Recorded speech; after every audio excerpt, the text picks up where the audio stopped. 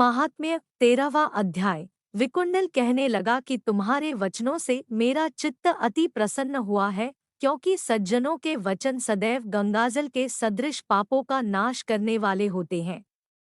उपकार करना तथा मीठा बोलना सज्जनों का स्वभाव ही होता है, जैसे अमृत मंडल चंद्रमा को भी ठंडा कर देता है।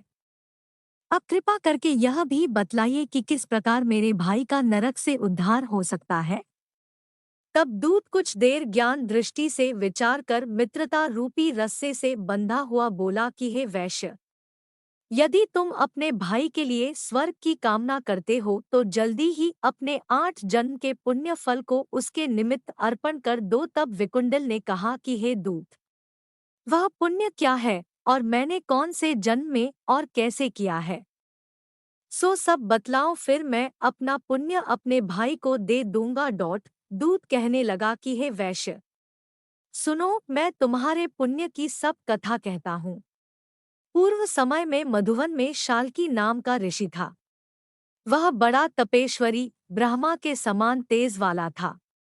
नवग्रह की तरह उसकी स्त्री रेवती के 9 पुत्र थे, जिनके नाम ध्रुव, शशि, बुध, तार, ज्योतिमान थे। इन पांचों ने गृहस्थाश्रम धारण किया तथा निर्मोह, जितमाय, ध्याननिष्ठ और गुणातग ये चारों संन्यास ग्रहण कर वन में रहने लगे। ये शिखा सूत्र से रहित पत्थर और सोने को समान समझते थे। जो कोई अच्छा या बुरा उनको अन्न देता वही खा लेते और कोई कैसा ही कपड़ा दे देता उसको ही पहन लेते। सदैव ब्रह्मा के ही ध्यान में लगे रहते। इन चारों ने व्रत, शीत, निद्रा और आहार सबको जीत लिया। बस चर अचर को विष्णु रूप समझते हुए मौन धारण करके संसार में विचरते थे। ये चारों महात्मा तुम्हारे घर आए जब तुमने मध्याह्न के समय भूखे प्यासे इनको आंगन में देखा तो तुमने गदगद कंठ से आंखों में आंसू भरकर इनको नमस्कार करके इनका बड़ा आदर सत्कार किया। इनके चरणों को धोकर बड़े प्रेम से तुम इनसे कहने लगे कि आज मेरे अहोभाग्य है। आज मेरा जन्म सफल हुआ, मुझ पर भगवान प्रसन्न हुए, मैं सनात हुआ। मेरे माता, पिता, पत्नी, पुत्र, गौ आदि सभी धन्य हैं, जो आज मैंने हरि के सदृश आपके दर्शन किए।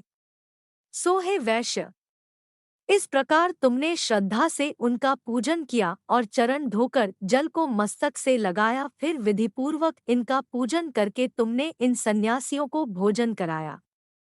इन सन्यासियों ने भोजन करके रात को तुम्हारे घर में विश्राम किया और ब्रह्मा के ध्यान में लीन हो गए। इन सन्यासियों के सत्कार से जो पुण्य तुमको मिला सो मैं भी कहने में असमर्थ हूँ, क्योंकि सब भूतों में प्राणी श्रेष्ठ है। प्राणियों में बुद्धि वाले, बुद्धि वालों में मनुष्य, मनुष्यों में ब्राह्मण, विद्वानों में पुण्यात्मा और पुण्यात्मों में ब्रह्मज्ञानी सर्वश्रेष्ठ है। ऐसी ही संगति से बड़े बड़े पाप नष्ट हो जाते हैं।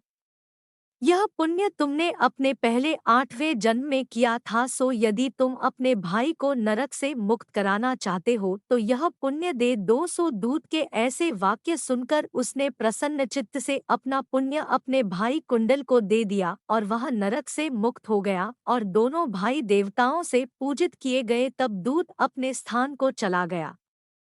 इस प्रकार वैश्य के पुत्र विकुंडल ने अपना पुण्य देकर अपने भाई को नरक की यातना से छुड़वाया। सो हे राजन, जो कोई इस इतिहास को पढ़ता या सुनता है वह 1000 गोदान का फल प्राप्त करता है।